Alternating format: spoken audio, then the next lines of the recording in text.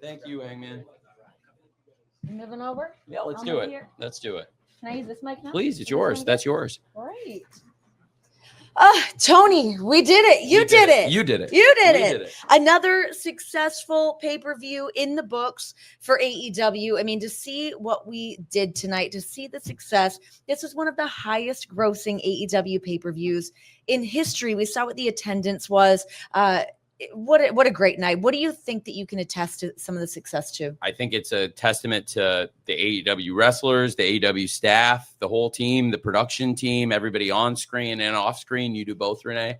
And but everybody, whether they're in front of the camera or behind the camera in AEW, and really most importantly, the people who made it possible, the fans. Over 13,000 people here in the arena tonight.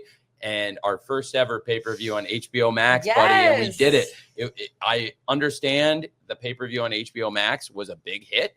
I don't have all the numbers from all the carriers yet, but this is going to be one of our biggest pay-per-views, certainly of this year. And we're all really excited about it because it was really important for AEW to deliver a home run. The relationship between AEW and Warner Brothers Discovery is absolutely the lifeblood of AEW. And it's having Wednesday Night Dynamite on TBS and now HBO Max, having Saturday Night Collision on TNT and now HBO Max, being able to do something for the first time ever, the Tailgate Brawl live on TNT, and having HBO Max carry not only that, but the AEW All Out pay-per-view. It's our 7th AEW All Out. It's the most tickets we've ever sold for All Out. It's the most tickets we've ever sold in Canada. It's going to be one of our biggest pay-per-views ever, one of our great successes.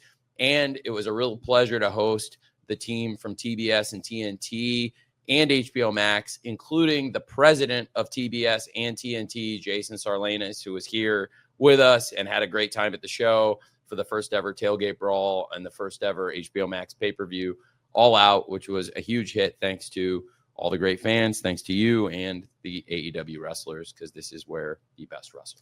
So no pressure coming into tonight. We did it. We did it, buddy. We did it. It was great. It was a home run. It was a home run. All right, some questions for Tony Khan.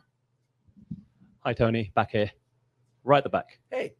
Chamat Kosandu for Screen Off Script. I actually have 2 questions for you. The first one I'd like to ask you is, you just ran Forbidden Door at the O2 Arena in London. You have a massive show coming up next summer with Wembley Stadium all in. Could you just speak to the UK market specifically when it comes to events, TV deals, and things of that nature, how you anticipate growing the brand and the promotion specifically in that market? Well, since day one in the UK, we've partnered with ITV. We've partnered with ITV, and now our TV audience has been the best we've ever had on ITV. 2025 is so great for AEW for many reasons. I talked about the great things happening here in North America, but it's also really important to talk about the UK because some of our biggest successes, you talk about our highest grossing shows, that's where we set the world record for the most tickets anyone's ever sold to a wrestling show at Wembley Stadium. Very excited to go back there for AEW All In next year. Again, when we're talking about tonight and the great milestones and successes we've had, that's certainly one of the great things we've been able to accomplish in pro wrestling is not only our record ticket sales in the UK, but also our TV audience and the support from the fans, because right now the audience for AEW in the UK is the highest it's ever been. This week, Dynamite was up over 40% over last year on ITV. This week, Collision was up over 100% over Rampage in the same time slot last year. So to have that kind of growth of 40% for Dynamite year over year, and to have Collision step into that Rampage time slot and be up over 100% in the UK, yeah, that's huge. We just had this massive success at Forbidden Door. We went to the O2. It's the most tickets anybody's ever sold in what I think is the best arena in London, which to me is my personal favorite place on the planet. And I can't wait to be back there. It's going to be really great. We'll be hitting the UK later this year. Very excited to go back to Wales, to Cardiff, where we've had great reception, and a debut in Manchester. Very excited to take the Continental Classic outside of this continent, outside of North America for the first time ever. We've had Continental Classic matches here in Canada and in the US, but never in the UK before. That'll be historic with the Continental Classic debuting in the UK in December. A lot of really exciting things coming up, but I'm glad you asked, because when you talk about the worldwide success of AEW, including here in Canada and in the US with the launch on HBO Max, for TV, for Dynamite and Collision in January, for pay-per-view with All Out tonight, one of the huge advantages that AEW's had from the very beginning is having great fans in the UK and a great media partner in the UK with ITV. And that's why I'm so excited about the success we're having there this year. And it's great that you asked about it. Yeah, absolutely. And my second question is a bit of a follow-up to this, actually. You're one of the rare people us in the media actually have a bit of access to, that has really all the insight to stuff like this. Just a couple of weeks ago, the UFC announced this incredible deal with Paramount Plus, where in the US, it's kind of everything, the whole caboodle. It's like fight nights and pay-per-views under a subscription service. And we're starting to see a few promotions and leagues kind of trend towards that direction. What are your thoughts about that? Is pay-per-view still viable? Could you see a future perhaps where AEW is all under one house, all your shows, Dynamite, Rampage, and pay-per-views? Well, tonight we've had a great milestone. I think domestically in the United States, we are carrying everything on one media company. Everything is on TBS, TNT, and HBO Max in the US. Every show we do, you can watch that way. And as of tonight, that's the first time this is the case. It's the first time we've ever had HBO Max pay-per-view. Based on the reception and all the feedback I got since the end of the show, just hearing the early preliminary feedback, I think it's a huge success. AEW is delivering great numbers on pay-per-view. This has been a great year on pay-per-view for AEW. So I think the things we've been doing are working very well. We've had really great audience reception. We've been able to have great numbers on TBS and TNT, in many cases higher year over year in TBS and TNT than last year, which is amazing because we also added new viewers on HBO Max. And I think it's really impressive what we've been able to do with the TV, the numbers, but also most importantly, the quality of the shows. And we've been delivering great TVs week in, week out, and now great pay-per-views month in, month out. And this is the first time they've ever been available on HBO Max. So definitely it's a big milestone. And with us having such a great year on pay-per-view, I'm really optimistic about what's going to happen with AEW on HBO Max and pay-per-view and all the great carriers worldwide. Thank you. One question per person, please. Just try and get to many people as we can. Hey, Tony, Rob Wong from Toronto Sun. Nice to speak with you again. You announced earlier this week that Cope and Christian would open the show against FTR. I'm just curious from a creative standpoint, how you reached that decision to make that the opening match. Well, I thought it would make a lot of sense. First of all, there's a ton of worldwide interest in the match. It's a very unique show. We're in the hometown of these two legendary wrestlers. It's only the second time in many years these two have teamed up. As the commentary team did a great job noting, FTR have had hundreds of matches together in that time, literally hundreds and hundreds of matches teaming up in that time. So what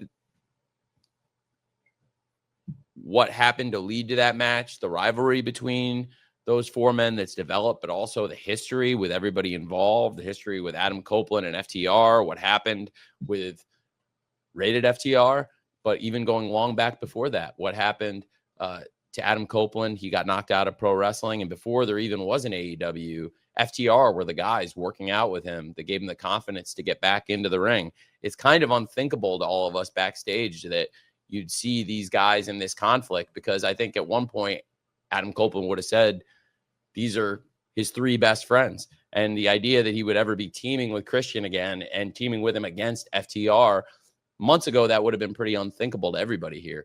But it was such a great match. The rivalry and the intensity, the way it's built, I thought on Wednesday, everybody was so excited for the match already, but I thought you could feel the excitement go to even another level at the great September to Remember show that we did on Wednesday with that great crowd in London, Ontario. You could feel the excitement for this match in the air. I thought it was a great way to start the show. I also thought when you're doing something special with a start time of 3 p.m. Eastern, noon Pacific time, having a milestone and a match that you can set the time and say, look, that's when this is going on. I think it created an urgency around the pay-per-view to put such an important historic match in that prominent position, if that makes sense. Thanks, Rob. And to see Beth Phoenix out there. Oh, yes. Beth Copeland was awesome. Iconic, that one. But I will say that, it was great to see her, but I don't think any of us wanted to see it go the way that it did for her. It could have been a really nice night for Copeland and Christian, but it did, end on a relatively sour note. I think there's still a lot of animosity between those men and now with Beth as well. We know how far back Beth's relationship also goes with the FTR guys. That's a great point. Dirty. That's a great point. Is Beth and FTR were really the three people training with Adam Copeland to get him ready to make this kind of comeback. Yeah. So that's a great point too. But certainly it was a very historic comeback. It was a really, really great match, and it ended on such a high note in the ring, bell to bell. It was a shame that the whole segment had to end like that. Certainly. Hey, Tony, just at the back here. Hey. Logan Brown with the Behind the Belt podcast. What is your message for fans who may have caught their first AEW wrestling event tonight? Thank you very much for watching. I hope that everybody enjoyed it. I always like to ask the live crowds, how many of you have been to AEW before? And then who's here for the first time ever? And I always like when you go out after and get a chance, if I can ask, do you have a good time? And usually I feel like almost always the answer from the people in the crowd is a resounding yes. And I would love to say the same thing to everybody watching at home, even though I can't literally hear the feedback like I can from the fans in the arena. Whether it was your first time watching AEW or whether you've watched it a few times before or many, many times before or anything in between, thank you for watching tonight. I really appreciate everybody who watched AEW All Out, the fans here in the arena who helped us make history, and all the fans who watch on all the different pay-per-view platforms all over the world. It was really important, given the strength of the relationship and the importance of the relationship between AEW and Warner Brothers Discovery. It was really important to hit a home run on HBO Max in every way. The quality of the wrestling, the quality of the production, the technical aspects of the show, and the complete package. And I felt like we knocked the whole complete package out of the park. So that was really cool. Thank you. Hi, Tony. Davey Portman from Poison Runner. Hey. You recently changed the start time of this event to earlier in the day. You know, you've got a lot of European fans. It's actually so much more convenient. It's like 8 p.m., 7 p.m. in the UK and the rest of Europe. Would you consider it as a permanent move moving forwards? It's definitely something to think about, especially on Saturdays with the way the schedule works and what we're doing. I do think there's something to it. It'd be something to consider also on some of the Sundays. It's been tremendous for 3 straight pay-per-views. I think the point you're making is definitely something I've taken into consideration. All in Texas, that early start time and having that manageable start time in the UK, it made sense. Then we were in London at the O2 for Forbidden Door, and that did have that same kind of domestic here in North America, that kind of afternoon start time like tonight's show.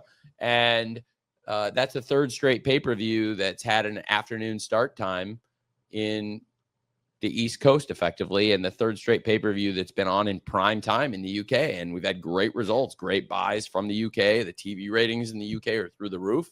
Absolutely. That's a huge consideration to us. So that is a big part of it. And I'm really glad you asked that, because that's absolutely one of the considerations we've thought about here. And whether it's Saturday or Sunday, it's definitely given me something to think about. Thank you. I appreciate everybody being here. I'll try to answer as many as I can. Hi, Tony. Angad here from Tech Goggles. Amazing pay-per-view. Like, I was in the crowd. Like, the energy was next level. So, quick 2-parter.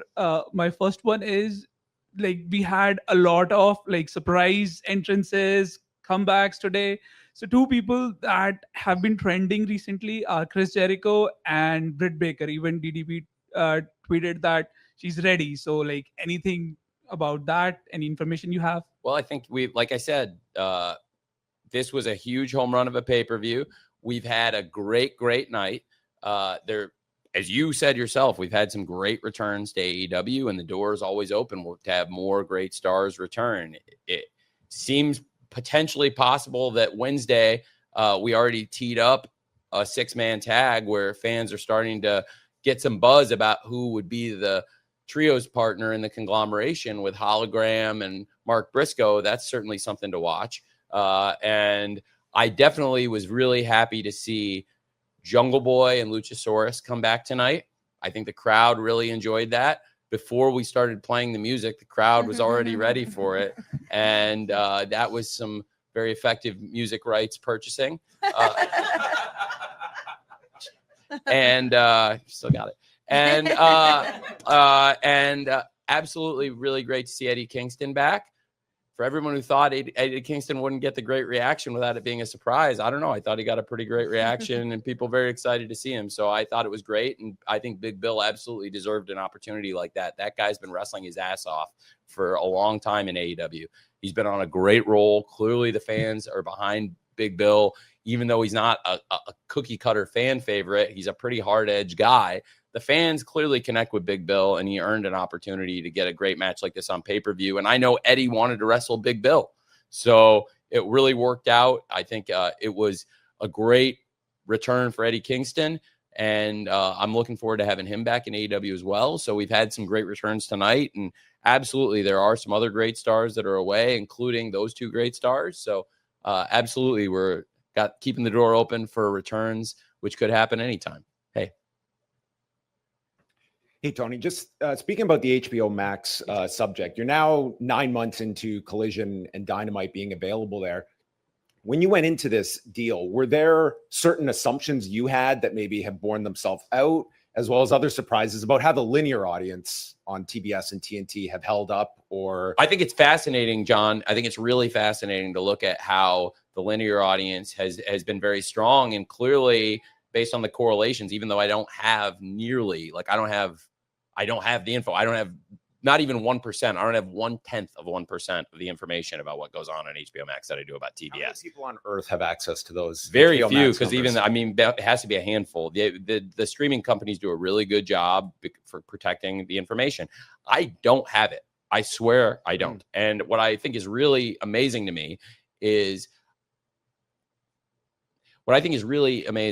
we've been able to grow in many cases. In many weeks, you've seen the linear audience actually growing through the year. We've had versus where we ended up last year. You know, what we had just this week for Dynamite was 667,000 P2 viewers for Dynamite, or for the Dynamite portion of September to Remember, and the really strong audience over 500,000 P2 for Collision, which was one of the strongest collisions of the year.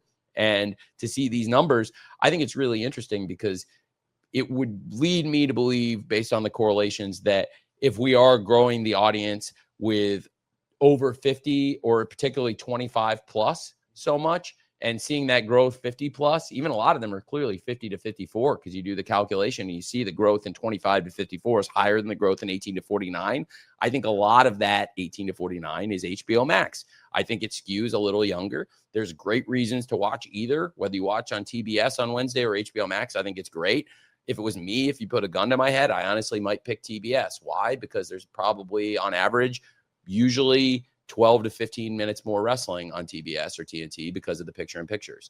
I am somebody who really likes the picture-in-picture wrestling. I only get to see them on tape shows. In the pandemic, I would see them every other Wednesday because it was like we would go live tape, and I like picture-in-picture wrestling. We certainly didn't invent it, but we did bring it back, and I think it adds to the show. You do get that with TBS and TNT right now, but there's great things on HBO Max too. And for a lot, I honestly believe, I think there's young fans that had cut the cord the last few years that have come back to AEW. Clearly, we've seen an over 50 crowd on TBS and TNT come back since last year because we have brought in fans. It's there. The numbers are black and white. There's been people over 50 that weren't watching last year on TBS and TNT that are. And you see that growth there. And I do think we're seeing young viewership growth to complement it on HBO Max as well. 25 to 54 and total viewership in the first two quarters really grew from where we were last year. And I think it was really encouraging to see such a great number for September. Remember, it was a great crowd in London, Ontario. Those people were awesome. And everybody who watched it, whether it was the 667,000 on TBS or all the people around the world, all the people watching HBO Max, I think they got a really great show. And it felt like tonight, again, people got a really, really great show, which was really important for the first HBO Max pay-per-view, and to have the president of TBS and TNT in the house watching the show, watching a lot of it in Gorilla, going up to the suite. That's pressure. To have the men and women go out to the ring and see the president of the network standing over my shoulder watching the show, that's pressure when you're a pro wrestler. And they all hit home run after home run after home run. Every wrestler that went out there tonight did a great job, and they all knew the president of TBS and TNT is standing over Tony's shoulder watching this. So I got to go out and do a great job. And all those women and men absolutely crushed it. It was awesome. Thank you, John. Thanks. Hey, how you doing? Hey, I'm doing very well. How are you? I'm doing good. Good. Go ahead. I'm glad. Mark Webster from Wrestle Thrones. I had a question. Will we ever have a blood and guts event anytime soon this year? Yes, I think there is a great potential for a blood and guts event. It requires a unique seating setup because with a 2-ring setup, it involves putting the event on sale, basically telling the people this is going to be blood and guts. It's not a show that's up right now because everybody's seen the seat maps and there's no double ring shows up. But I do think there's a good chance of that. So please stay tuned. I'm glad you asked. Thank you for asking. Hi, Tony. Ella J, a wrestling gal. We've heard Renee, Hangman, and Kyle Fletcher referred to the AEW World Championship as the men's World Championship to kind of parallel the women's world title. So I'm curious if you've seriously considered officially changing the title to the men's World Championship. It's, absolutely. It's gotten great traction. I think it's something to consider for the official record keeping. It's still as it has been, but I do think for Hangman, for his graphics, for describing what it is, that's something that's important to him. And that's pretty much a great example of what I'm talking about. If that's something that he believes in and that's his authentic self and that's how he wants the title presented, then that's something I support and believe in. I think it works great both ways. So it's a great question, but definitely with Hangman as the world champion, he asked me about that. And I said, you know what, with Hangman Page, which for the foreseeable future is the world champion and there's no end in sight. So it is the men's world championship right now. Thank you. Drew Dalby, Brock and Dalby Show, Rogers Sports Media. Thanks for having us here today. You tweeted after Dynamite this week that London would get a show every year. You were so happy with how it went. Here in Toronto, they've obviously been spoiled. Ontario in general has been spoiled for AEW programming. But you also said earlier, London is your favorite place in the world. You guys are obviously all over the States. Now, London, Ontario did a great job this week. But when I said London's my favorite place in the world, I meant London, England. That's what I assumed. Yes. But that being said, I don't think I've ever been more excited about a pro wrestling crowd than the London crowd this week. And anybody who was in the house, I think some of you I saw there. And that was very real in the commercial breaks when I was coming out, getting the people and just telling them to keep doing what you're doing.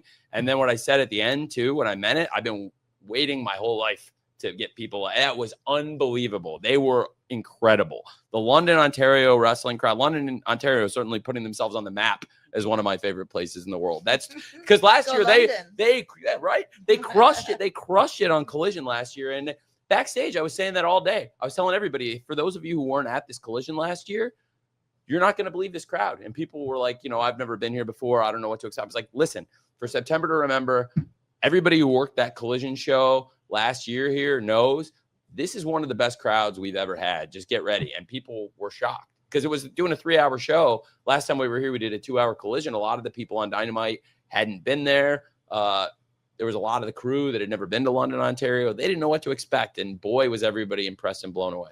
My question would be, with AEW becoming more and more international and you finding more of these hot wrestling crowds all around the world, it's a good problem to have, but are you starting to approach the problem where when you're looking for where the next show is going to be, you feel like some markets have to be left out? Well, no, I think we do wrestling 52 weeks a year. We do multiple shows a week, so it never ends.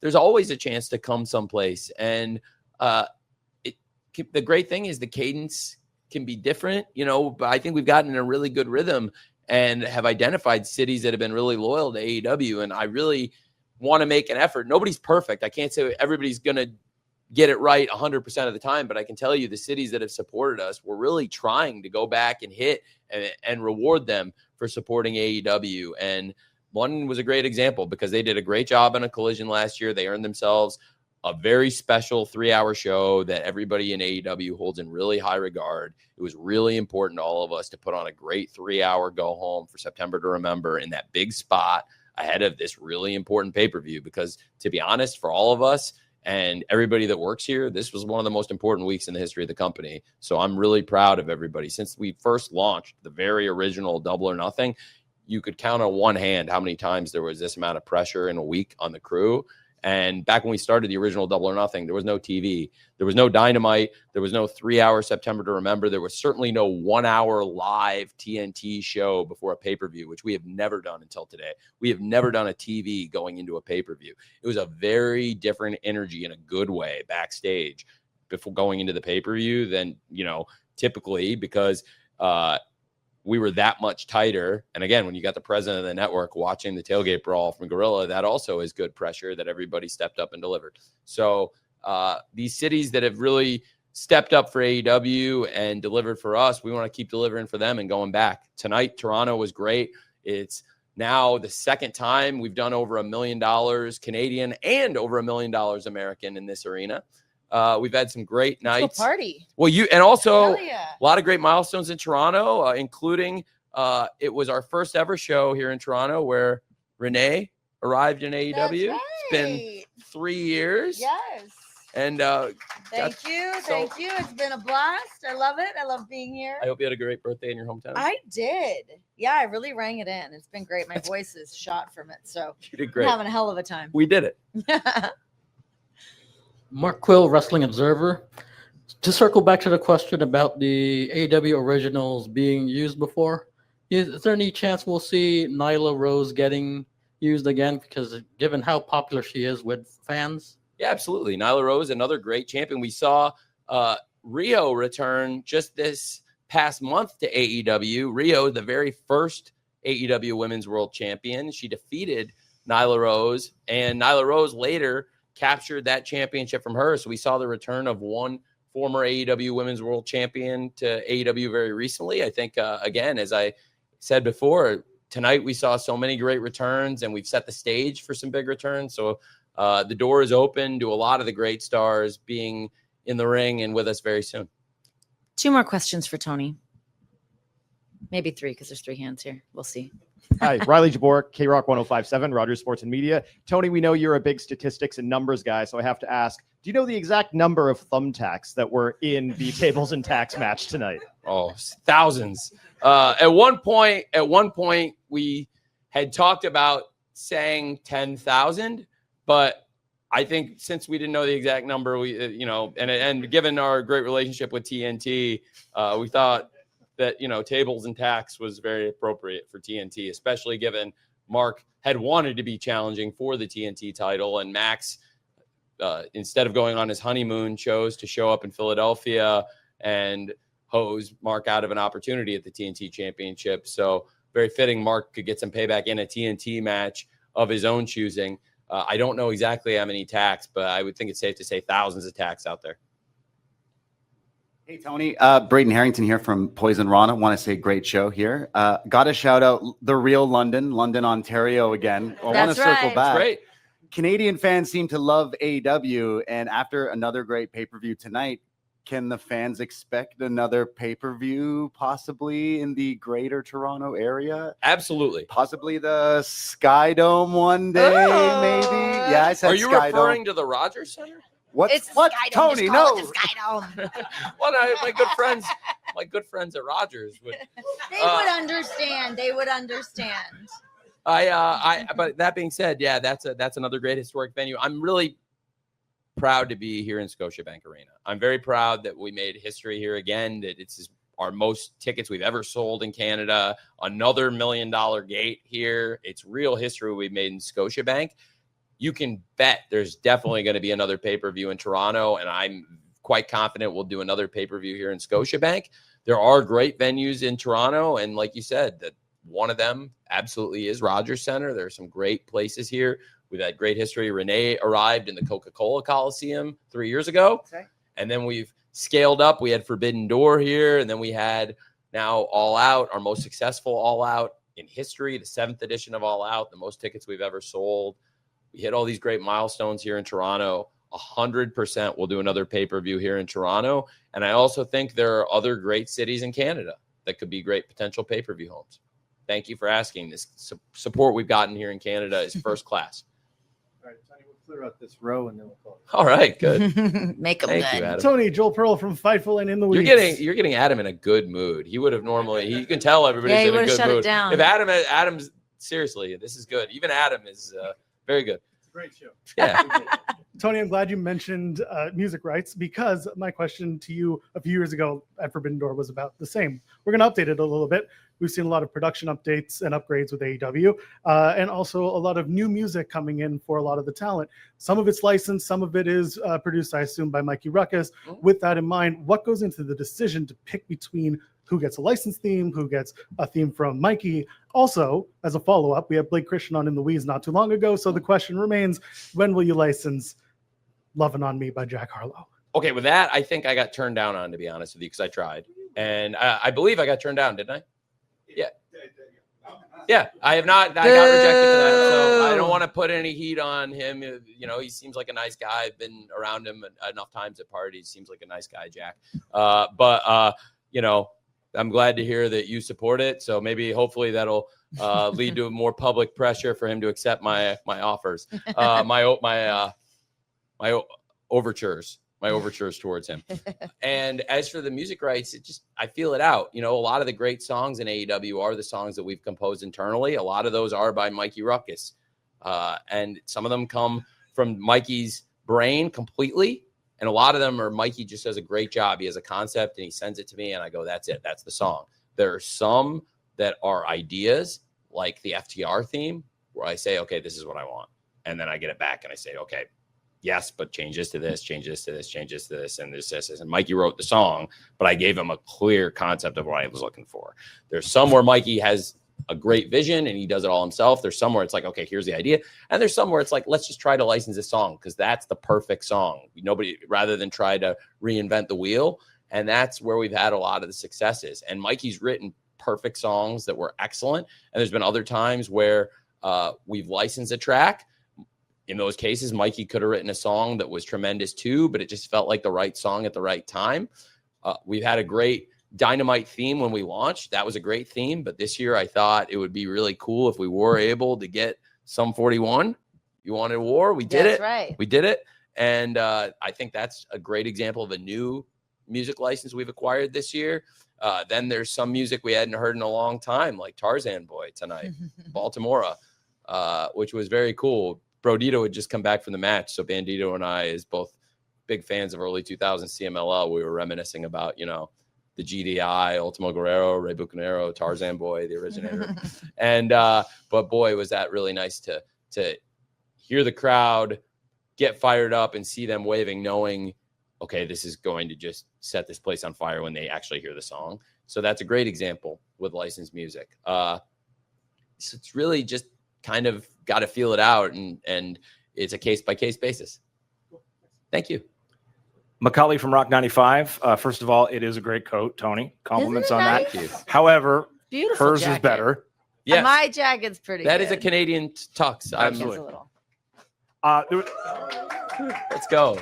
There was a lot of love for London, Ontario earlier, and I was thinking about going in the different direction from behind us. Clearly, Toronto is a regular and loyal market for you, but with the change of philosophies to your TVs being in the more intimate venues to get that kind of insane atmosphere, have you considered Ontario markets a little further off the 401, like Barrie? Maybe Oshawa. Oh, see, this is where Renee's expertise, and okay, well, these are both good. That's two good ones. Durham region. I'm open to all kinds of suggestions.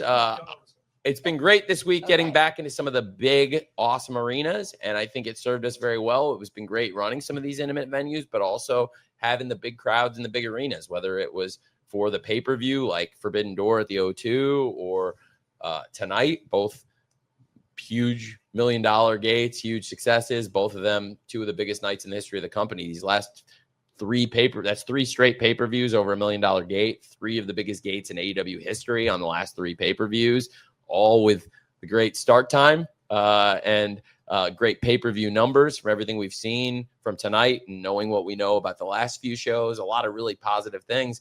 But yeah, it's also great running the shows in the big arenas, and we had great experiences in some of these intimate places. Like you said, the Aragon Ballroom in Chicago, the 2300 Arena in Philadelphia. So it can be the best of both worlds. But if the right venue is out there, please, we'll look at anything. And here in Ontario, the support is so good. So, okay, it's good to know. Well, duly noted.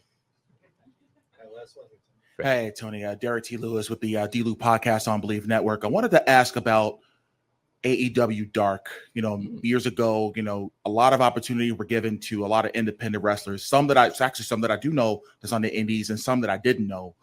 Could there be an opportunity to bring back Dark to create those opportunities for some of those independent wrestlers? Potentially. I think it's important that we focus as we, when we stopped doing Dark, it was the beginning of Collision. And I think we do a much bigger, more grand, ambitious show each week with what we've been able to build. And we've been able to really grow something this week. The audience that stuck with the Collision for September to Remember was tremendous. We've had really great returns on that show. So going to that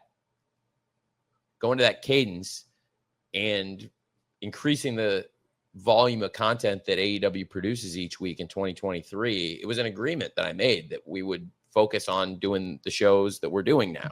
And I think this year we've had such a great run of success with Warner Brothers Discovery to launch the show simulcast on HBO Max, to see great audience retention and some growth on TBS and TNT while we're also putting the shows on HBO Max. Then tonight, putting on a great pay-per-view, putting on a great show in the arena, having great wrestling, great rivalries, great moments, and technically a pay-per-view that worked very well and was received by the fans and worked on a new platform, which can always be hard for all the people working very hard behind the scenes in the truck at HBO Max, all the things that it took to make this happen. So it's a great question. I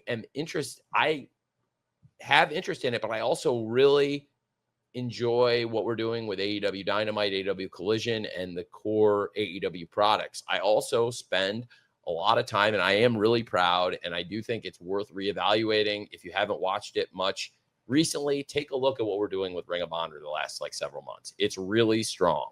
I thought the show this Thursday was good. The episodes we've put on YouTube are free for everybody to watch. Also, it worked out. Maybe silver lining, it may have cost me the technical I will get it back from Bright Cove. But I will say that on this last pay-per-view, maybe it was a good thing that everybody got to see that. Maybe it was a good thing that everybody got to see Ring of Honor, what it's become in 2025, and get to see some of these TV shows that we've put up in recent weeks. See the replay we put up of Global Wars Mexico ROH, which was a stacked show that really set the table for Supercard of Honor. And then we had some great shows we put on YouTube that really set the stage for Death Before Dishonor. Death Before Dishonor, that show's free for everybody to watch. If you haven't seen it yet, I thought it was a tremendous show. It's not necessarily the scale, the production budget, the kind of big arena and $1 million gate we're trying to do here. It's a really passionate wrestling show. But I think that some of the matches that we've delivered in Ring of Honor this year, whether it's been championship matches involving Athena or Bandito, some of the great matches and moments we've had in ROH this year, I think the promotion has really hit a great stride. Bandito was up here earlier. Two of the best matches I've seen all year, in particular, just sitting up here next to Bandito, were Bandito's match at Supercard with Takeshita and Bandito's match with Hechicero at Death Before Dishonor. And I think the ROH shows, whenever we put up a show on YouTube, I'd like to think it can still fill some of that void of that free YouTube wrestling. Now, we aren't doing it necessarily every week, and I understand the appetite for that. So it is something for me to think about. We make good money putting ROH behind the paywall. That's why it cost so much money when it wasn't working on that technical error. And it ended up being a really great thing because the fan reception to ROH Death Before Dishonor was so positive. People thought it was one of the best shows of the year, and a lot more people saw it because of that. So in the end, maybe it's a really positive thing. It feels like everything has worked out so well for AEW this year. And again, I think we've done really well to focus on, when it comes to AEW, Dynamite, Collision, and the pay-per-views, but also there's been an integration of ROH into AEW in a very carefully curated way. It's not exactly what I tried to do 3 years ago, But certainly you've seen whether it's Bandito, the world champion, being very involved in the AEW shows. Athena has been very involved. Athena's out right now, but will be back with us soon, but has worked so hard and definitely is very beat up after over 1,000 days as world champion, countless great defenses. I do think having a lot of the including we saw the interim world TV champion of ROH, Mina Shirakawa, tonight on the Tailgate Brawl. We've seen a lot of involvement from some of those ROH wrestlers and champions in AEW this year. We saw Dustin Rhodes take on a lot, winning 2 championships in ROH, and then win the TNT championship and eventually maybe take on too much. It was a lot on Dustin's shoulders before it all came crashing down against Kyle Fletcher. I really think what we've done this year with AEW, Dynamite, and Collision has been great. I'm really proud of it. But for Dark, yeah, I would be open to that. But I think there's other shows and things we can do to kind of fill that void, if it makes sense.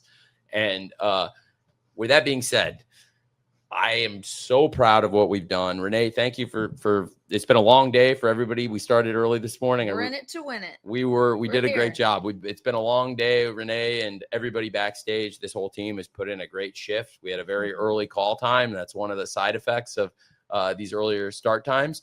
And I really appreciate all of you. Thank you to everybody here. I really appreciate all of you, everybody who watched the pay-per-view tonight. Thank you. And for the people sitting in the room right now, I just want to say, I know a lot of you have been covering AEW for a long time. Some of you have been covering us since the very beginning. Thank you very much.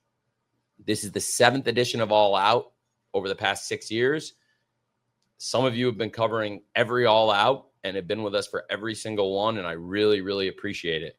Without people covering AEW from the very beginning, before we had a TV deal or anything to hang our hat on, it was the wrestling media that said this is important, that covered it, that gave us the opportunity. And really, before our first pay-per-view, all we had was digital coverage and working with you and trying to get our name, AEW, and our reputation out there and build off that. And it's only possible because of the great wrestlers in AEW, the staff in AEW, the fans, and also all of you cover the wrestling shows, the media. Thank you for working so hard. Thank you for being here today. Thanks for staying to the end. I tried to answer as many questions as I could. Adam was in a very good mood Adam was today. so generous tonight. Adam really let me go. And very, very good. And it's worked out to all of our benefit. I think I thought it was a very good scrum. Thank you, Renee, for a great tailgate brawl, a great pay-per-view, a great scrum. You're 3 for 3 yet again. Thank you. And one more time, happy birthday, Renee. Oh, thank you. And Tony, a huge congratulations to you on all of the success of All Out tonight. We're going to go up.